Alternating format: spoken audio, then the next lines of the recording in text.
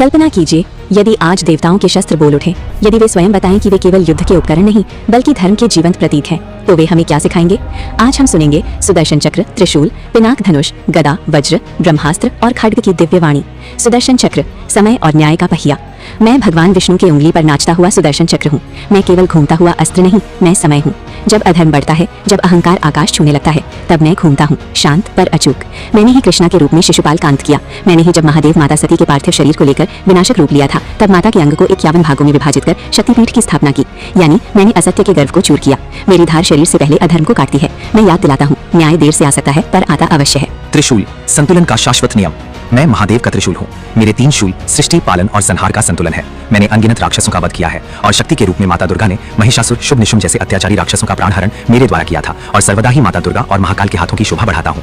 मैं विनाश का प्रतीक नहीं, मैं अति के अंत का संकेत हूँ। जब कामदेव का अहंकार बढ़ा, जब असुरों ने मर्यादा तोड़ी, तब मैंने हस्तक्षेप किया। मैं सिखाता हूँ, जहाँ संतुलन टूटता है वहाँ परिवर्तन आवश्यक होता है। पिनाक धनुष मतलब आत्मबल की परीक्षा। मैं पिनाक हूँ, महादेव की तपस्या की शक्ति, मर्यादा पुरुषोत्तम श्री राम के पुरुषार्थ का प्रतीक। जनकपुरी में जब मुझे बड़े से बड़ा योद्धा उठा न सका, तब एक श्री राम जी आए, शांत विनम्र। उन्होंने मुझे बल से नहीं, धर्म और आत्मबल से उठाया। मैं टूट गया, पर उस टूटने में ही एक युग का आरंभ हुआ। मैं बताता हूँ, सच्ची शक्ति विनम्रता में छिपी होती है। पवन पुत्र और भीम के हाथों में हमेशा शस्त्र के रूप में विद्यमान रहने वाला मैं गदा हूँ, पर मेरी पहचान मेरे धारण करता श्री राम भक्त हनुमान जी से है। मैंने उन हाथों को देखा है जो पर्वत उठा सकता है, पर बंद हाथों से राम ही जप सकता है। जब लंका जली, मैं क्रोध नहीं थी, मैं अन्याय के विरुद्ध धर्म की चेतावनी था। जब अशोक वाटिका में सीता माता के चरणों में भक्ति झुकी, मैंने जाना शक्ति का उद्देश्य सेवा है। मैंने मेघनाद और राक्षसों के दुर्ग तोड़े, पर मेरे स्वामी महाबली हनुमान जी का हृदय करुणा से भरा था। उनकी सबसे बड़ी शक्ति मैं नहीं, उनकी शक्ति थी अटूट भक्ति। जब वे समुद्र लांघे, जब वे संजीवनी पर्वत उठाए, जब वे राम के चरणों में विनम्र खड़े रहे, मैंने समझा सच्चा वीर वही है जो अपनी शक्ति को अहंकार नहीं बनने देता। मैं केवल प्रहार नहीं करता हूँ, मैं रक्षा करता हूँ, मैं सेवा करता हूँ।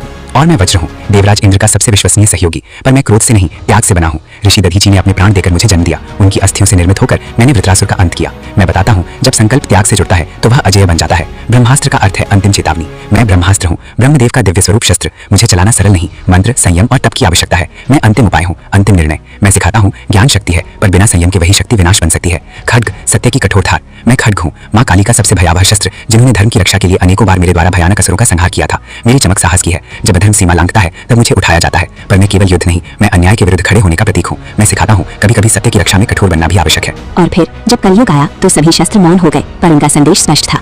धर्म केवल बाहरी युद्ध नहीं, ये भीतर का संघर्ष है।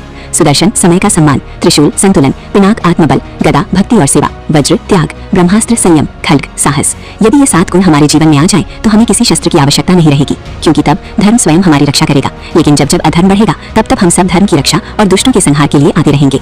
आपको अगर सनातन स्टोरीज के नए वीडियो देखना है, तो कृपया हमारे चैनल माही AI को सब्सक्राइब करें और कमेंट करके शेयर करें।